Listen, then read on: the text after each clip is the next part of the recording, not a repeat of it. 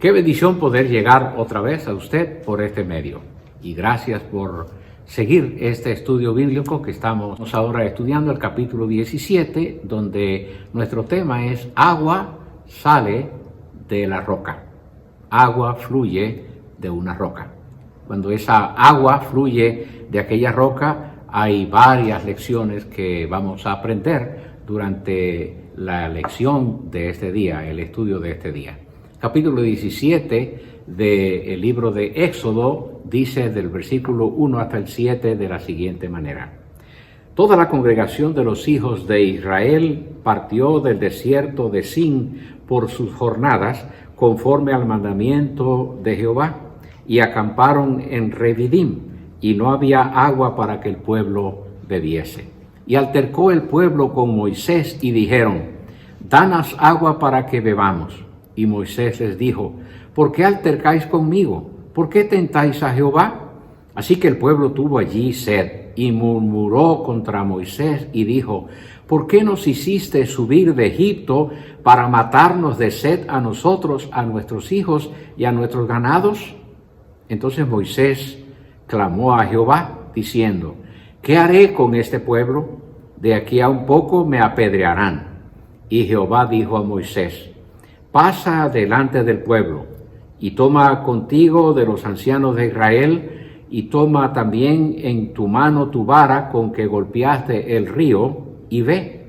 Y aquí que yo estaré delante de ti sobre la peña de Horeb, y golpearás la peña, y saldrán de ella aguas, y beberá el pueblo. Y Moisés lo hizo así en presencia de los ancianos de Israel.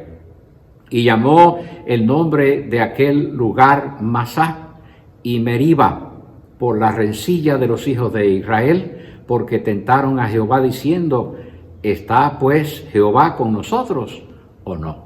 Qué conflicto que se formó en aquella situación donde el pueblo parece que, habiendo tenido vivencias poderosas con Dios, se olvidaron de algunas lecciones aprendidas, y algunas lecciones parece que nunca las aprendieron. Y yo quiero hablar un poquito primero sobre las lecciones aprendidas por este pueblo de Israel después que salieron de Egipto. Ya vimos anteriormente lecciones que se aprendieron en el proceso de la salida de las fronteras de Egipto. Ahora ya pasaron el Mar Rojo, lo pasaron por tierra seca, y sus enemigos quedaron en el fondo del mar. El faraón con sus ejércitos, toda su caballería, todos sus carruajes quedaron hundidos en el mar. Ellos han tenido experiencias muy grandes que no deberían nunca olvidar, pero parece que esas experiencias de ellas no mantuvieron en su récord, en sus mentes, en su memoria, las lecciones que se aprendieron allí. Pero queremos ver entonces las tres lecciones principales que parece que el pueblo sí aprendió. Y primero es que a Dios sí le importan cuando tenemos problemas. Ellos ya saben que a Dios sí le importa, porque estaban en Egipto con problemas, estaban siendo explotados y humillados, y Dios intervino. Una y otra vez Dios intervino. Mientras que en Egipto estaban sufriéndose las plagas, el pueblo de Israel, los judíos, no estaban sufriendo las consecuencias de las plagas, porque el castigo no era contra ellos. Tuvieron una gran oportunidad para aprender grandes lecciones. Segundo, Dios socorre cuando hay necesidad. Qué buena lección que ellos ya aprendieron. Dios socorre cuando hay necesidad, pero qué interesante que a veces como que se nos olvidan las buenas lecciones. Y mientras que sabemos que aprendieron bien, lo bien que aprendieron, cuando tenían crisis de nuevo, se olvidaban hasta de lo aprendido. Lo tercero que aprendieron es que Dios provee cuando parece que todo es imposible. Dios provee cuando parece que es imposible. Tuvieron sed.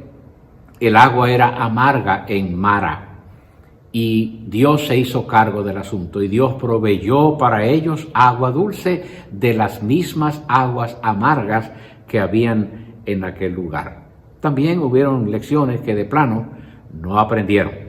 La primera de ellas, cuando Dios convirtió el agua amarga en potable en Mara, ellos debieron haber aprendido allí algo que parece que no aprendieron, y en el proceso Cuando volvieron a encontrarse con sed, volvieron a las mismas actitudes y a las mismas palabras de la experiencia anterior. Segundo, cuando se quedaron sin comida, Dios les proveyó carne y maná. Cuando se quedaron sin comida, se les acabaron los recursos que trajeron de Egipto. Ahora se les agotó todo. ¿Y qué hicieron? Clamaron, se pelearon, murmuraron, pero Dios les proveyó. Pero esa lección no la aprendieron porque van a tener experiencias de nuevo en las que tuvieron que darle la misma lección porque no la habían aprendido. Lo tercero, en Refidim, la Biblia dice que quedaron allí sin agua y a la deriva. Quedaron sin agua y en peligro, en un lugar donde ellos no sabían para dónde agarrar, no sabían qué dirección tomar, no había de dónde conseguir para resolver el problema del día de hoy. Pero allí tuvieron experiencias, lecciones que podían haber atesorado para las próximas experiencias que vienen en el andar y no las aprendieron. Se olvidaron de la fidelidad de Dios en el pasado. Qué horrible, ¿no? Dios nos ha hecho tanto bien, nos ha dado tantas bendiciones y por no contarlas, por no compartirlas, por no dar testimonio de lo que Dios ha hecho, cuando volvemos a vivir una experiencia parecida, volvemos a las mismas actitudes del pasado. Como consecuencia de no haber aprendido las lecciones en el tiempo correcto, de la manera correcta, ¿qué actitud tomó el pueblo? Bueno, empezaron a acusar a Moisés por sus problemas. Y cuando usted acusa a otros por sus problemas, usted deja de crecer y se le complica la vida. Bueno, ¿qué sucede ahora cuando Moisés se da cuenta que el pueblo murmura, que lo están acusando, que lo están inculpando? Moisés no tiene otra alternativa más que ir a Dios, y eso es lo que sucedió. Y vamos a analizar para ver qué aprendemos de la oración que Moisés hace en medio de un conflicto en el cual el pueblo al que él sirve, por quien él está dando la vida, no lo comprende, sino que más bien lo inculpa y lo acusa. Moisés oró. Nos dice el versículo 4 del capítulo 17 del libro de Éxodo: entonces clamó Moisés a Jehová diciendo, ¿qué haré con este pueblo? De aquí a un poco me apedrearán. Moisés está preocupado. Obviamente se da cuenta de que ya en el estado del pueblo hay un peligro para él. Están hablando de apedrearlo. ¿Por qué? Bueno, cuando la gente se enoja, empiezan a complicarse las cosas y hablan de apedrear a Moisés. Están enojados y ahora quieren agredir a su líder. Moisés obviamente no sabe qué hacer y para el pueblo es fácil inculpar a Moisés. Es lo que todos hacemos. Cuando se nos complica la vida, encontramos algún culpable. Yo no soy responsable de lo que me está pasando. Alguien es responsable. Para el esposo es la esposa, para los hijos los padres, para la esposa el esposo. La cosa es que alguien tiene la culpa de lo que estamos viviendo. Es fácil inculpar a otros cuando tenemos problemas. El enojo causa que ataquemos a las personas que amamos. Esta gente amaba a Moisés. Moisés era uno de ellos, pero cuando ellos se enojaban, se cegaban y ahora empezaban los ataques contra una persona amada. No me digas que no has descubierto que en tu familia, en tu hogar, donde más se te ama, es donde más se te agrede, donde más se te acusa, donde más maltrato experimentamos. Es en las relaciones cercanas, es con lo que más convivimos que experimentamos este tipo de ataques. Los que se enojan atacan a los que aman. La Escritura nos habla que Moisés va a Dios sin armas, no sabe qué hacer y le pregunta a Dios, ¿qué haré con este pueblo? Bueno, no es la experiencia única de Moisés. ¿Cuántas veces nosotros no sabemos qué hacer con la pareja? O no sabemos qué hacer con los hijos, o no sabemos qué hacer con nuestros padres, porque nos sentimos desarmados, inhabilitados, especialmente cuando sentimos que hay injusticia, cuando no se nos comprende o cuando no se nos valora o no se nos aprecia. Moisés clama a Dios, dice el texto, y le dice a Dios, ¿qué voy a hacer con este pueblo? Obviamente porque Moisés no sabe qué hacer. Él conoce a su pueblo lo conoce a él, pero ahora el pueblo está enojado y Moisés no sabe qué hacer. Pero Moisés lo que sí sabe es dónde ir con su problema. No fue una horca para matarse, no se tomó un poco de droga para envenenarse, no se tiró delante de un carro para que lo atropellara o no se tiró de un puente para morir. Él sabía dónde tenía que ir. Qué malo que Judas, cuando se encontró en un grave problema, no supo dónde ir. Si él hubiera reconocido su error y hubiera ido a Jesús a decirle, te traicioné, perdóname. Pero Judas no, él fue a la horca, él fue y buscó un árbol y se colgó. Bueno, Moisés sabía dónde había que ir. Él fue al Señor, fue a Dios. Y cuando uno va a Dios con sus problemas, Dios empieza a proveer soluciones que a uno no se les pueden ni ocurrir. Bueno, en la Escritura encontramos a otros que también acudieron a Dios cuando tenían problemas. Uno de ellos, por ejemplo, era Ezequías, bajo la amenaza de Sennacherib, cuando se acusaban a los que querían seguir lo recto y estaban sus vidas en peligro de muerte. Cuando un rey quiere arremeter contra un pueblo débil o frágil, de pronto encontramos a Ezequías que, lleno de temores por la amenaza que había, va corriendo a Dios y Dios se hace cargo del problema.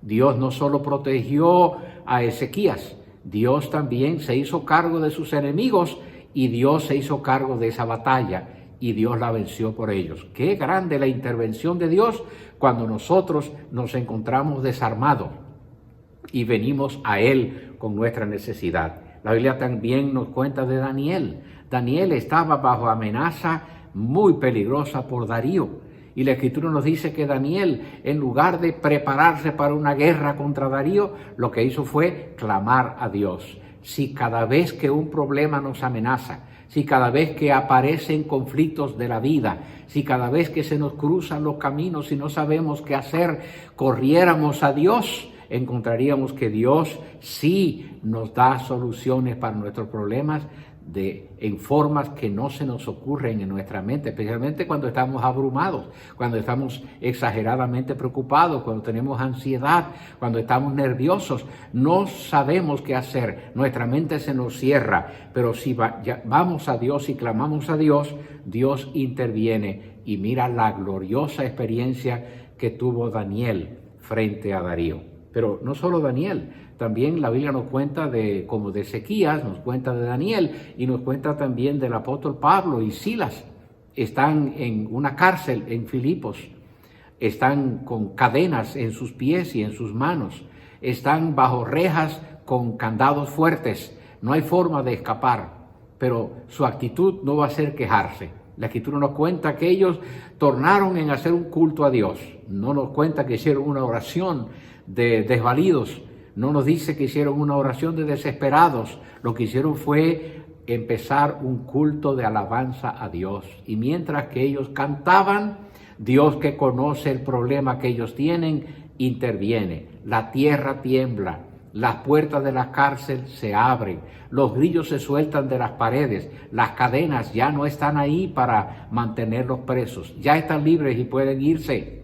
El carcelero se asusta, se da cuenta que todo está abierto, los presos se van, él es solo, no puede contra tantos.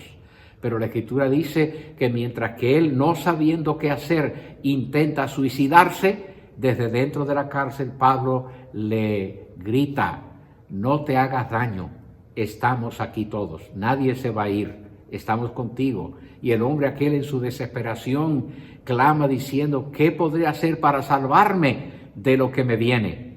Y Pablo le contesta: cree en el Señor Jesucristo y serás salvo tú y tu casa. Y la historia en Hechos de los Apóstoles nos cuenta cómo Dios intervino en la vida de Pablo, de Silas, del carcelero y de su familia. A Pablo no se le hubiera ocurrido antes de aquel culto de alabanza, cómo Dios iba a intervenir, pero Dios interviene porque en su caso hicieron lo mejor. En lugar de empezar a quejarse, empezaron a alabar a Dios. Ezequías, bajo el miedo y el terror de la muerte y por el temor de su pueblo, clamó a Dios asustado. Daniel, amenazado por Darío por la confianza que él tenía en su Dios, decidió mejor hablar con Dios y Dios se hizo cargo de la situación. Pablo y Silas están en la cárcel y empiezan un culto de alabanza y Dios, que conoce de qué tenemos necesidad, se hizo cargo del problema. Bueno, eso significa que en el día más oscuro de nuestra vida, cuando oramos a Dios, se manifiesta su poder. El poder de Dios se manifiesta en el día más negro, en el día más difícil de nuestra vivencia. Nosotros debemos llevar también nuestra crisis a Dios. Debemos llevar nuestro problema a Dios. Cuando tenemos escasez, es a Dios donde tenemos que ir. Si tenemos enfermedad, es a Dios donde tenemos que ir. Si tenemos luchas en la familia, es a Dios donde tenemos que ir. Si llevamos nuestras crisis a Dios, vamos a ver la mano de Dios que interviene. Bueno, eso aprendemos de la oración de Moisés. Lo segundo que quiero observar en el texto, en los versículos 5 y 6 del capítulo 17 de Éxodo, es que Dios provee. Y vamos a hablar de la provisión de Dios. Dice el versículo 5 y 6. Y Jehová dijo a Moisés: pasa delante del pueblo y toma contigo de los ancianos de Israel, y toma también en tu mano tu vara con que golpeaste el río, y ve. Y he aquí que yo estaré delante de ti sobre la peña en Horeb, y golpearás la peña, y saldrán de ella aguas, y beberá el pueblo. Y Moisés lo hizo así en presencia de los ancianos de Israel. Ahora vamos entonces a aprender algo sobre la provisión de Dios. Moisés debe guiar a este pueblo hacia la roca de Horeb. Moisés va a guiar a este pueblo porque Dios le dijo que eso es lo que hay que hacer.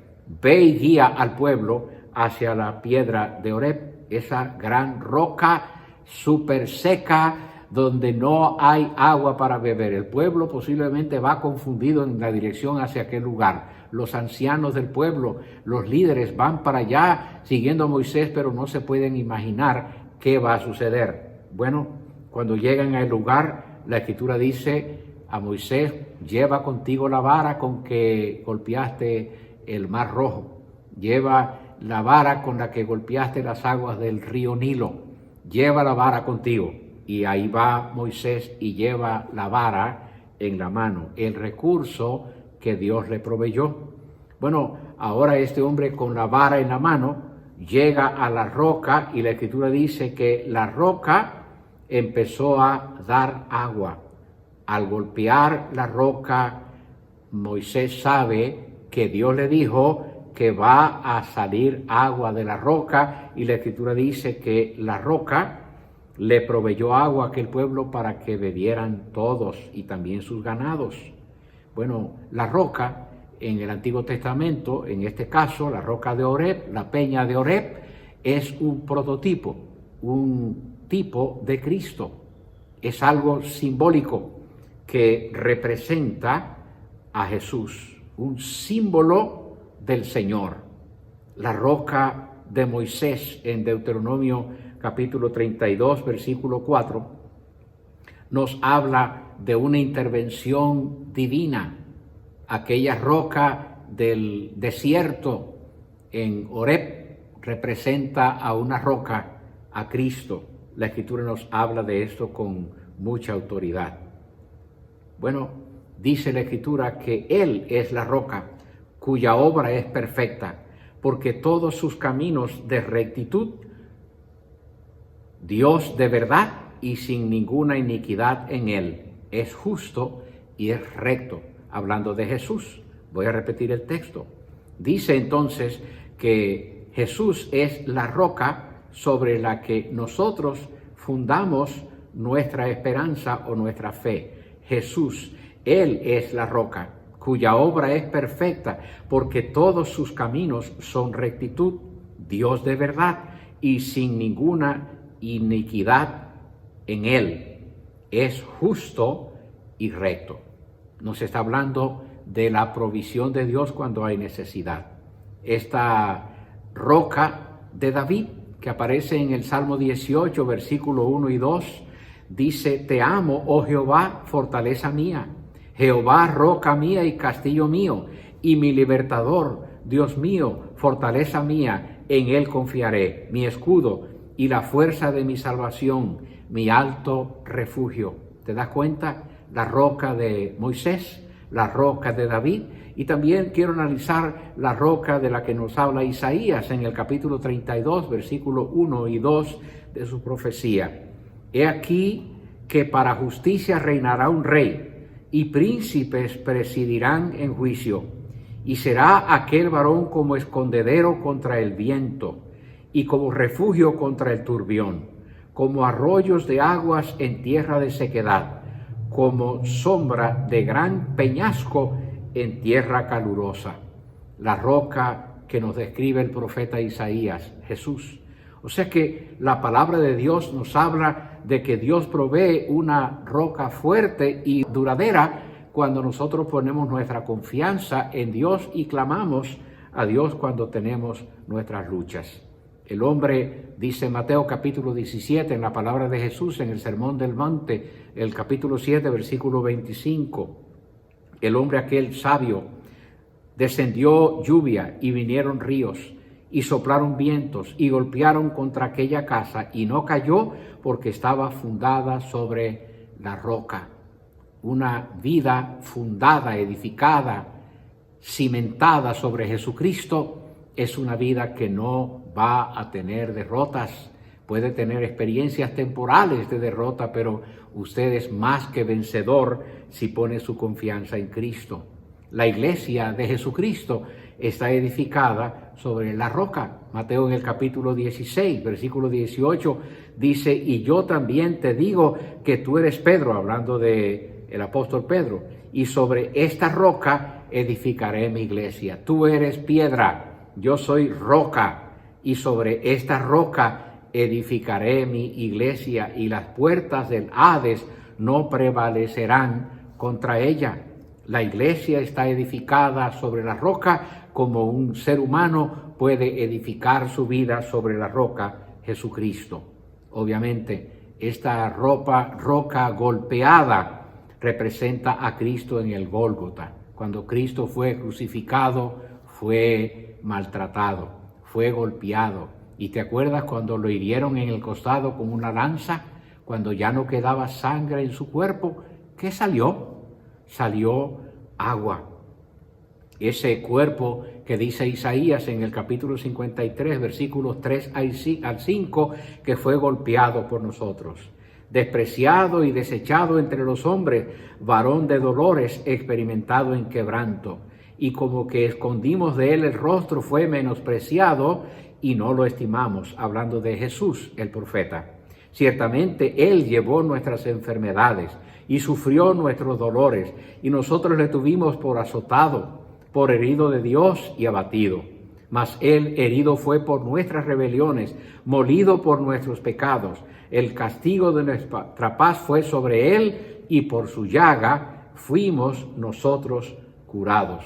O sea que Jesucristo sufrió todo aquello para que nosotros nos beneficiemos con su sacrificio.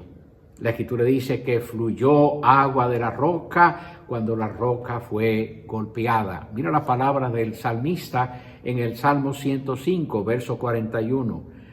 Abrió la peña y fluyeron aguas, corrieron por los sequedales como un río.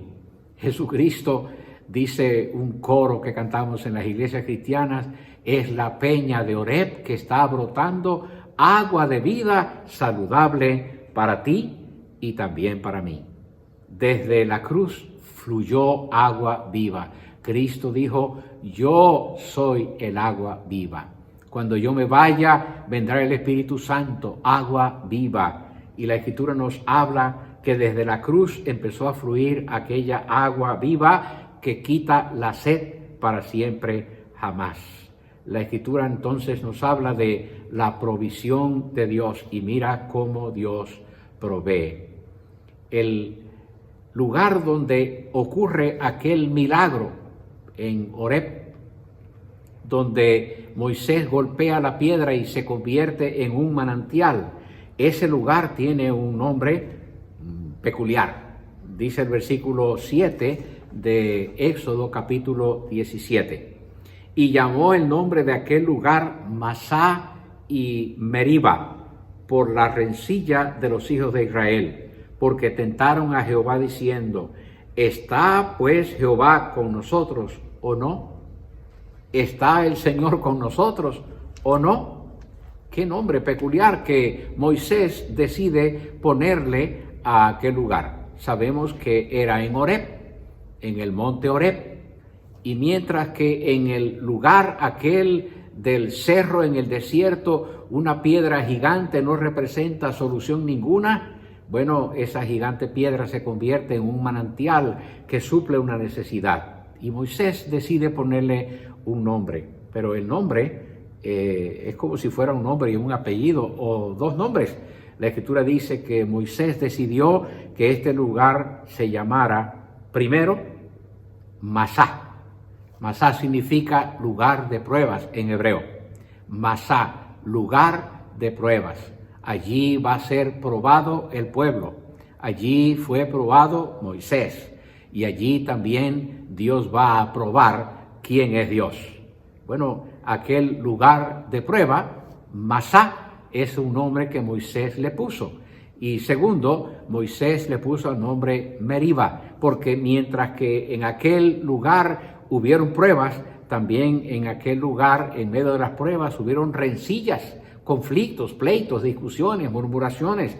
Y Moisés reconoce a través del nombre peculiar que él le pone a ese lugar, lo que va a representar para el resto de la historia este lugar para cualquier pueblo de fe que lucha en su andar. La pregunta ahora sería: ¿dónde vives? ¿Vives en Masá, en lugar de pruebas, o vives en Meriba, en medio de rencillas? Bueno, algunas personas viven en Masá y otros viven en Meriba, pero la pregunta es: ¿dónde prefieres vivir? ¿En el lugar de pruebas o prefieres vivir en medio de las rencillas? ¿O será que hay una alternativa mejor que Masá y Meriba? ¿Será que hay una alternativa mejor que vivir pruebas tras prueba tras prueba, o pleito y rencilla y conflicto y división todo el tiempo? Fíjate en Cristo, golpeado por nuestros pecados. Mira a Cristo golpeado por ti, por tus pecados, y halla en Él la paz. No te quedes en Masá, ni te quedes en Meriba. Mejor fíjate en Cristo, fija tus ojos en Él. Es el mejor lugar donde un creyente puede estar para ni vivir en medio de pruebas todo el tiempo, ni vivir en medio de conflictos y rencillas todo el tiempo, porque eso causa que vivamos enojados, que vivamos en pleito y en contienda con los demás. Bueno, la Escritura nos dice que la palabra de Dios nos habla de que Jesucristo es agua viva para los sedientes. Vengan a mí los que estén trabajados y cargados, y yo les daré descanso.